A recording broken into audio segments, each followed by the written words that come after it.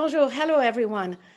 My name is Julie Payette. I'm the Governor General of Canada. Welcome to one of our GG conversation on this 1st of October 2020. It's amazing. We are already in October and we are now throughout many regions of the country experiencing a second wave of the COVID-19 pandemic. And it's been a very long year.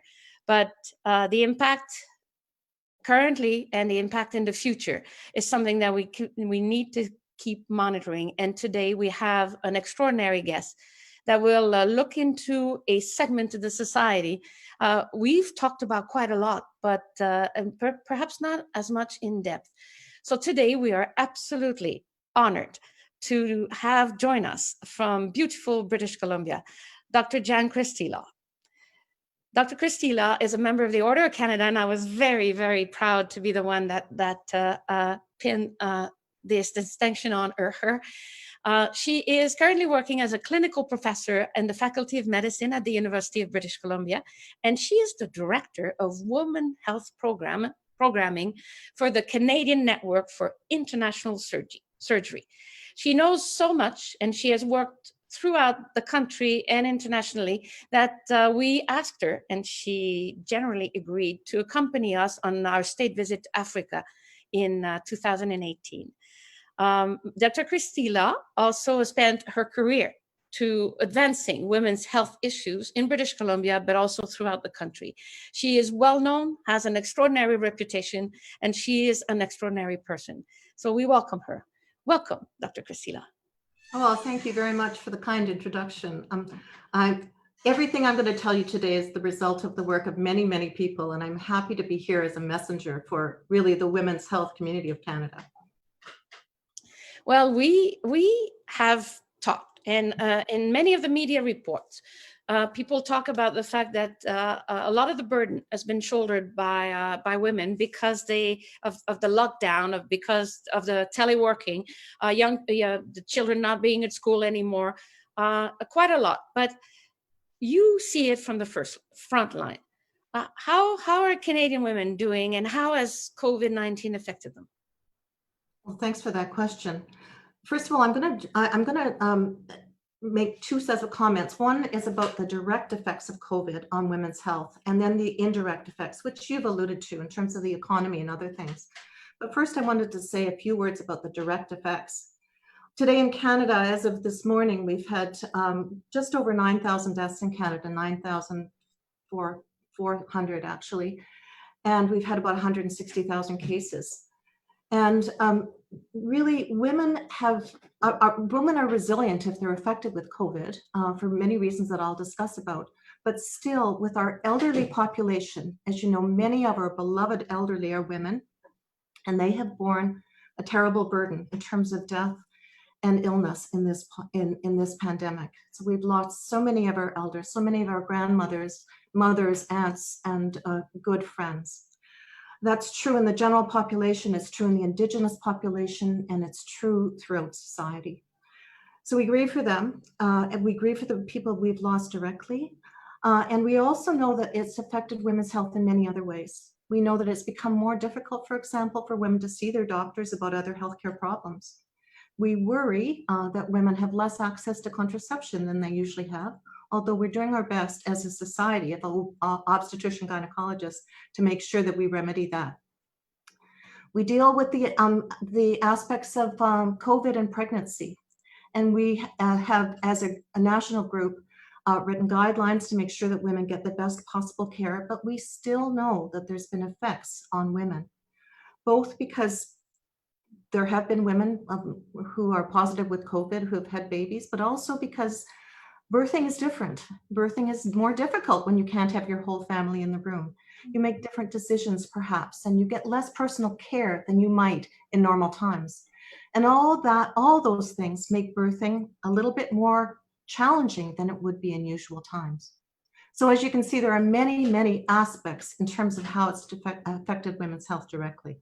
Absolutely. And we know also that women make a high proportion of the healthcare workers on the front line, and they often are also the caregivers within homes and for seniors.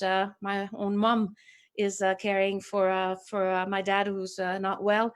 They have been absolutely vital and pillars of the society, and that's why we want to explore a little bit more. You mentioned, what about pregnancy during a pandemic? How Mhm. did you have a baby under these circumstances? Oh, that's a very good question. And one of the things I want to say about that is within the first couple of weeks of the pandemic, the Canadian maternity community came together and had guidelines to make sure that everybody was speaking to each other and following the same rules, but also that we started a database right from the beginning so that every single woman who had COVID in this country became part of the database, and we were able to track the outcomes for both mums and babies. That's been an incredibly important tool as we go forward because we're able to see now what has happened to mums and babies in this country. An incredible collaboration that we've never seen before. And So that I'm is very important, the data sharing, so that if you learn a lesson somewhere, well, very soon that lesson it will be shared with everybody. The You mentioned also that there were some cases, or that you know of, where the mother was infected with COVID. Does that transmit to the baby in the womb? Do we know that? Well, we don't know it. It doesn't seem to, but we don't have enough cases to absolutely say yes or no at this case, at this point. What we know is that we have not had any babies who've died of COVID, and have not had any mothers who have died of COVID. So those are both really good things. That's And interesting. funny Maybe enough, that immune system is kicking somehow. Dr. Christila, we have a lot of interest in this question. And as I mentioned when I introduced this topic last week, it is women's health affecting directly half of the population, but it's an issue or of importance to all of our society. So we have questions from all over. If you don't mind, I'll read a few. One of them is from Dr. Mary Seaman from Toronto. She's an officer of the Order of Canada. She's also working in women's mental health. So I'm pretty sure you probably know her at the University of Toronto. She's asking, what support needs to be put in place during the pandemic to allow women to look after and help educate their children, manage the household, clean, shop, cook? Are we supporting them enough?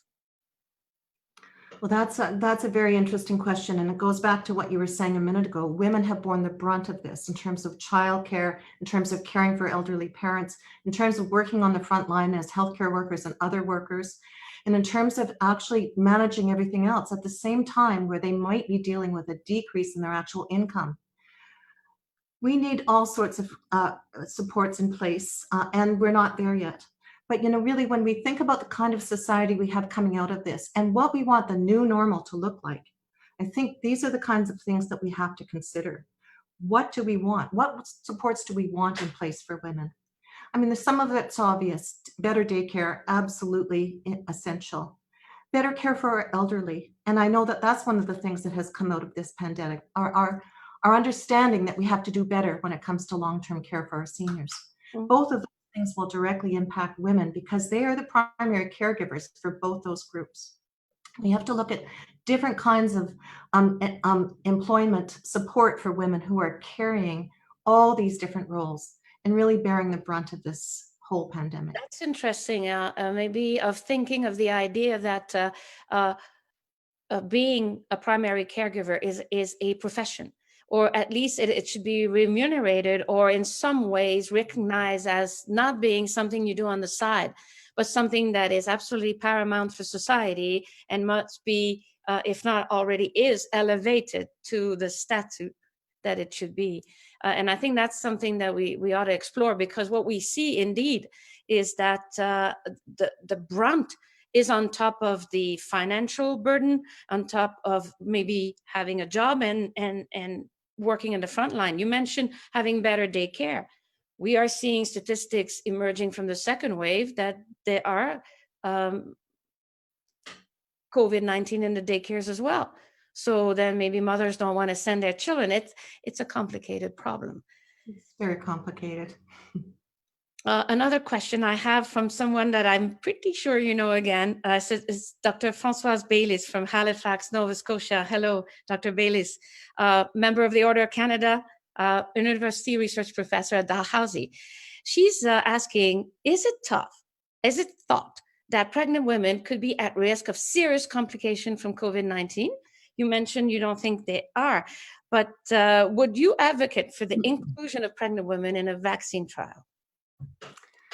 Just to reshape that a little bit, I'm not saying that they're not at risk for serious outcomes. It's just that to this point, we have not had serious outcomes, but we definitely are worried about that.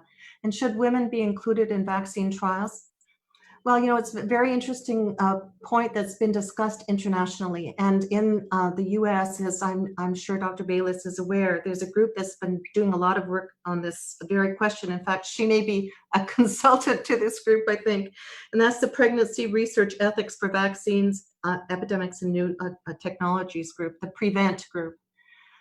They've put out a series of guidelines for exactly this. So yes, we need pregnant women to be part of vaccine trials, but we need to do it carefully, and we need to make sure that we're not reckless when we do it. So that means we're not going to take a vaccine that's not been shown to be safe and give it to pregnant women.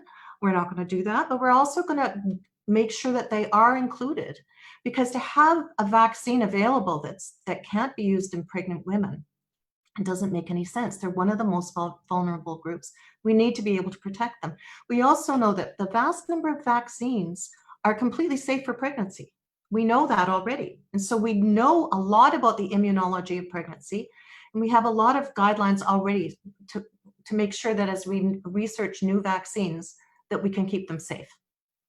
Indeed, and I'm always very impressed, but because you see, you'd think that maybe a pregnant woman would decide not to volunteer for a human trial of a treatment or medication or vaccine, but they do, and they do in great numbers all the time, because people will do that, trust the science, trust that these trials are done with enormous rigor, and that their risk is low, and they know that it's advancing science. So kudos to anybody who volunteer for the very important human trial phase of the development of this vaccine that will take us out of the pandemic.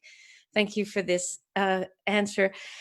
We were talking about some statistics of that babies, even babies that were born of mothers that were infected. Have we seen, however, a change in are they the home birthing, for example? Is that happening more, or are people still going to the hospital to have a baby? That's an excellent question. And I can tell you the trends. I don't have the numbers for the. Dr. Cristina is from Kelly Diebel from Ottawa, who is a member of the Office of the Governor General. Great. Okay. Thank you very much for that. So we see a trend. I don't have the actual numbers for this year yet. They'll come out at the end of the year, but we see a trend. It's interesting talking to my friends, my midwifery friends. They've definitely been aware that there's an increased interest in home birth for sure. And over the last 30 years since midwifery was regulated in Canada, we've seen home birth be a safe choice for women. And part of the reason it's safe is because, again, we have a very collaborative system where midwives and family docs and obstetricians who do birthing work seamlessly together when there's complications. And so for low risk people, it is an absolutely safe choice. Excellent. Well, this then provides options in safe options, and that is quite important. One of the things that also I think we need to talk about at some point in time is the effect. This is very distressful for everybody, this pandemic. Actually, I was reading here from some research that a recent study of the Institute of National Public Health in Quebec says that 15% of Quebec's population report experiencing significant psychological distress. So we'll come back onto the mental health impact, the well-being impact, because I know you have that to heart. But first, I received a question.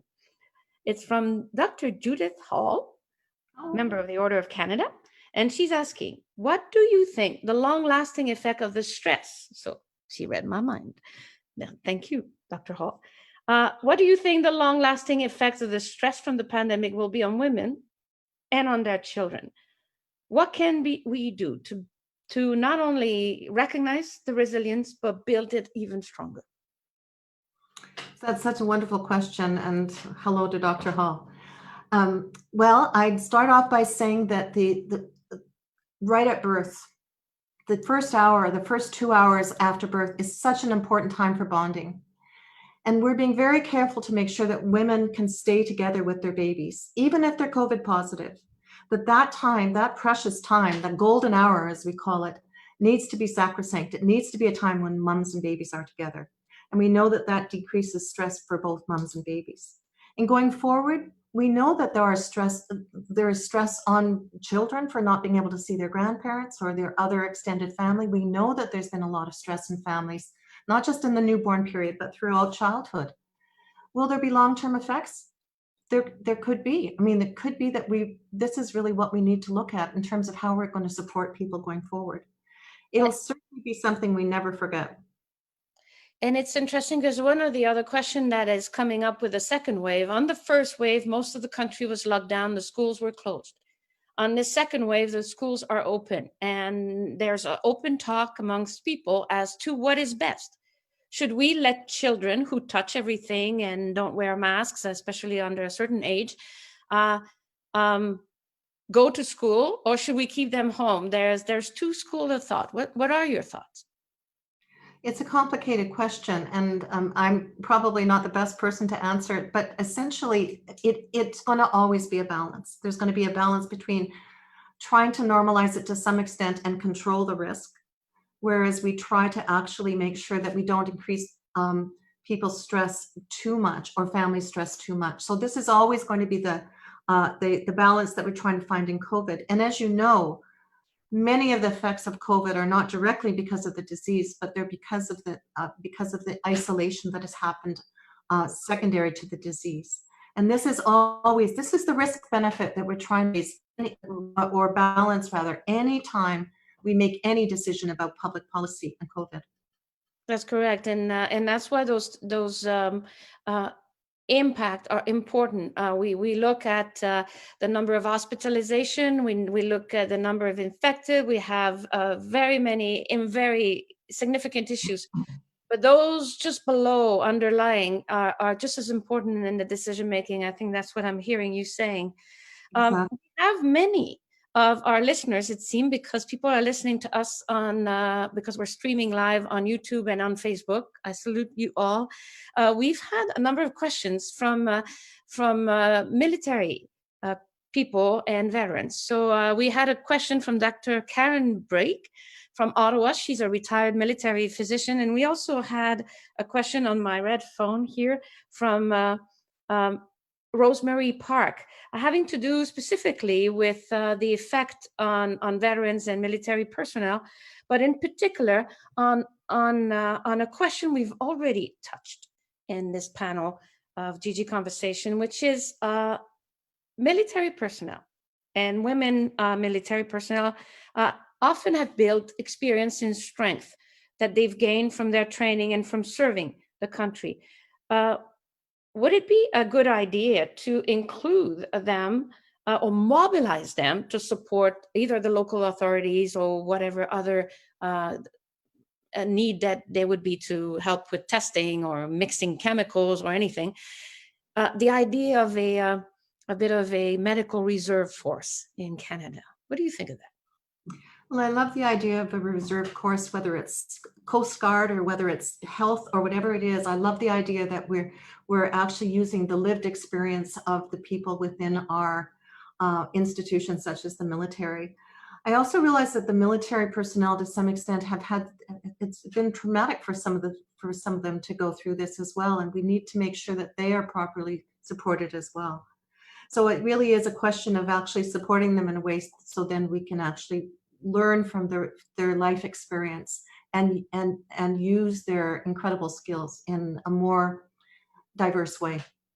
I must say I'm very partial to the idea that there is so much skill. There is skill in our laboratories throughout the the federal and provincial governments of people with skills who can be mobilized and retrained very quickly into serving during a crisis, a sanitary crisis like the one we do. So that's something which I hope in the future will be explored as we prepared for the unfortunately inevitable other one that will come at some point in time in the future, or some other things. We have here a question, very interesting. It's both from Dr. Lalita Malhotra. She's from Prince Albert and a member of the Order of Canada, as well as Ms. Diana Day. She's a matriarch of the Pacific Association of First Nation Women. They both want to know, we know that some segments of the population more vulnerable, whether it's seniors or whether it is people with that homeless people, have been very affected by this pandemic. But the question is, have Aboriginal women been impacted more by COVID-19 than other segments of the society? Do you know the answer? Well, I will tell you that I was just the other day reading Pamela Palmateer's amazing report that she did to the United Nations talking about Indigenous women and the pandemic. And in there, she really identifies the problems. And the problem is that we started the pandemic with a structural gap in terms of the health of Indigenous women in this country, income for Indigenous women in this country, and several other parameters. What we've seen is an increase in that gap. And that's because there's many, many factors that come into play, but what we need is a very specific strategy to deal with that directly. And I think there's a lot of goodwill, but we need to make sure that that strategy is in place. However, we've seen certainly in northern regions of Canada, a very steadfast approach to keeping as much as the pandemic at bay quite successfully. And that is because of the leaders within the communities, of which women leaders. And it has been quite amazing to see the emergence, or at least in full view for everyone to see, of many women leaders throughout these months of pandemic, particularly in the healthcare services. And I know that that is something that you are leading the charge, but in that you're seeing firsthand in British Columbia right now. Yeah, I think that's a very good question. And we see it internationally as well. You know, there's talk about the countries that have women leaders actually doing better in this pandemic than the other countries. And it's certainly I have to wait for the statistics, but so, and we've certainly seen in Canada the emergence of some very, very important women leaders, Theresa Tam, Bonnie Henry, others across the country. And it's a bit intangible to figure out why that's been so successful. I really do feel that it has to do with a care ethic, that when care is in the middle of your philosophy, then when you really went into public health because you cared for the population, when you really cared about the barriers to women, to all people in terms of getting excellent care, when you see those people, like the people I named, raising up through this pandemic and becoming leaders, you get a compassionate kind of leadership that leads to really good outcomes. I think that's one of the things that will endure after the end of this pandemic, is that we'll understand that caring and really good medicine are very much more closely connected than we originally thought. And that you can be a very strong leader and be a very compassionate one. And that is not only for women, it is true for every single one of us. It's to bring in that aspect, and in terms of a crisis, that emerges out even more. So hopefully we will not forget the lessons. Exactly. At the end of this pandemic. We also, you mentioned something earlier that intrigued me. You said that it was also more difficult for women to have access to contraception. What does the pandemic, is that because they cannot get to a drugstore? Is it the availability, the lockdown, the demand? It's a number of those factors. And in fact, the SOGC has published guidelines. The Society of Obstetrician Gynecologists has published guidelines on that too. NASA acronyms we didn't know. Yes, and so we are trying to make sure that that gap does not widen in Canada. We know it has widened in many parts of the world. And there are many parts of the world where this is one of the reasons that reproductive women's health has taken such a beating, because women are not getting the care that they need throughout the globe. And I have to say that every single day through this pandemic, the one thing I always feel is I always feel incredibly grateful to be a Canadian, and that the healthcare system that I work in is the Canadian healthcare system, because we're doing our best for women. We're doing our best for the whole population. Doesn't mean we're perfect, but we're doing our best. And the collaboration that we've seen across the country has been extraordinary. And it's an important thing to say, that always striving for excellence and to continue. There are, as we know, inequalities in this world, and often there is the segment of population, women in particular, girls, who may be left behind. So this is something that is dynamic and needs to be addressed every single day. We have to continue. And again, thank you for doing this. Let's talk about, again, coming back to mental health. The burden is high. There's a lot to do, and you can't fail. I see that again with my own family, where I see when you're the primary caregiver, you can't fall. You can't say, oh, okay, today I take the day off because the kids will be there and the demands will be there. So there is a danger for burnout. Are we seeing any statistics right now that tell us that maybe we have an issue here? Or how would you, there's that question. The second question would be, how would you suggest that we fight and make sure that we keep healthy? Or women who have this kind of burden keep healthy and keep being able to do it? It's such a great question. And I think burnout is a significant issue for women in this country. And it has to do with everything we've been talking about the multiple roles that women play, and the fact that the burden really falls to them in terms of caregiving. I think there are many things that women can do, and it's not always easy. I mean, I understand that women's lives are constrained by many, many things, and women have had many other problems during this pandemic as well, increased domestic violence, many, many other things that lead to that stress as well. In terms of burnout, I think it's important for women to remember that they have to be good to themselves. They actually have to make sure that they get the support they need. And I say that, I know it's not always immediately available, but to think about it all the time. That, you know, if you have a choice between putting your feet up for 15 minutes and vacuuming, please put your feet up for 15 minutes. Please don't vacuum, just as an example. I mean, and women are making for yourself a little bit. Yes, right. Something for yourself. Women make decisions that always put their families before themselves. And if I had one piece of advice for women, I would say, put yourself first so that you can care for your family, because you'll stay healthier in the long run. And that's interesting, because I just got that question exactly. If you had one piece of advice or message for every woman about how they should keep their own health, what it would be, you just answer it. And it's interesting because if my former profession as an astronaut, as a crew member on board the spaceship, this was something that we were actually part of our training. We called it self-care, where we were trained not only to do the work that we needed to do, but to care about ourselves, because a crew member who's not feeling well, or a crew member who's sick, or a crew member who's too tired is not a useful crew member. So in the case of aerospace, it's pretty square, but it is the same argument that could be said. We need every single one of us, women and men, young and older, to do something for ourselves, something that will please us, because then we will be able to help others and support others better. But often people are just too selfless and think of others first. So we need to encourage them to do something for themselves somehow.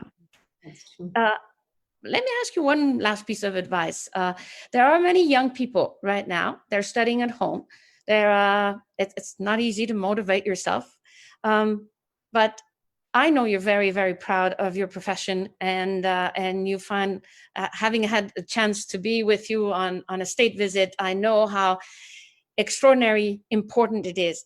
What advice would you have for young people and I don't say here young girls, but young boys and girls who would like to look at the profession, but also go and study this extraordinarily important topic of women's health, what would be the encouragement?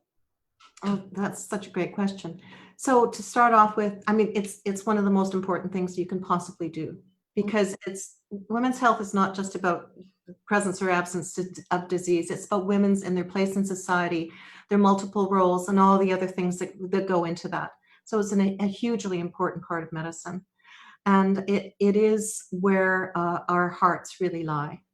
If I was going to actually be talking to young people about doing this, I would say, follow your heart,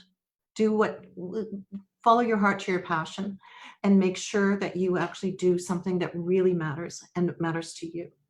And I would also say, this too shall pass. This is going to be a very strange year for a lot of students, but it will pass. And there's life on the other side of this pandemic that we need to be ready for. So in terms of new students, young doctors, everything else, we need to be ready. We need to continue the fight to make sure that we continue to improve healthcare in this country. Hang in there. There will be an end, indeed. Dr. Cristina, it's already been 30 minutes. Thank you so much for taking the time to talk to us, for your insight, for your service, for your contribution, for your teamwork, because I know that it's through all these networks that you're part of and your colleagues are part of that we're advancing the knowledge, and we are doing good and are better prepared. Thank you for being with us, and I think we ought to have you again and explore the post-pandemic and where we will be at that time. So it's the end for this conversation, but for those who are listening, next week we are changing gear and topic. We are told often that this universe that we inhabit is made of very little matter and very much of other things called dark matter and dark energy. So we are going to ask experts to tell us what is this dark matter and dark energy, and to talk to us about the fascinating profession of astrophysics. We will be talking to Dr. Vicky Caspi from the University McGill and Dr. René Doyon de l'Université de Montréal in our next GG conversation next week. Until then, please follow the directives of your public health official. Stay safe and stay healthy. Au revoir.